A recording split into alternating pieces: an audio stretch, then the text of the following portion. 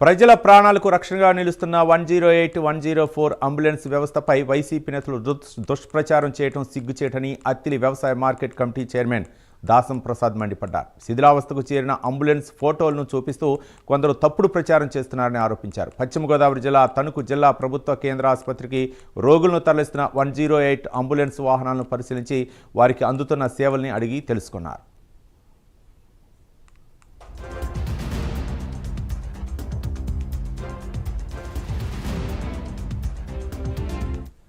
వర్గంలో కూటమి ప్రభుత్వాన్ని 70,000 పైచిలకు మెజార్టీని అందించిన ప్రజలకి మేము చాలా క్లియర్గా అర్థమయ్యేటట్టు చెప్పవలసిన బాధ్యత మాకుంది.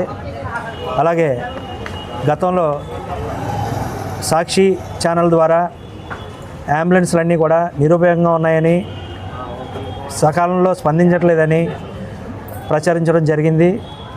అవన్నీ కూడా నిజమో కాదని తెలుసుకోవడానికి ఇవాళ మేము సందర్శించడం జరిగింది. అలాగే రోజు కూడా వారానికి ఒకసారి వచ్చి విజిట్ చేయడం జరుగుతుంది.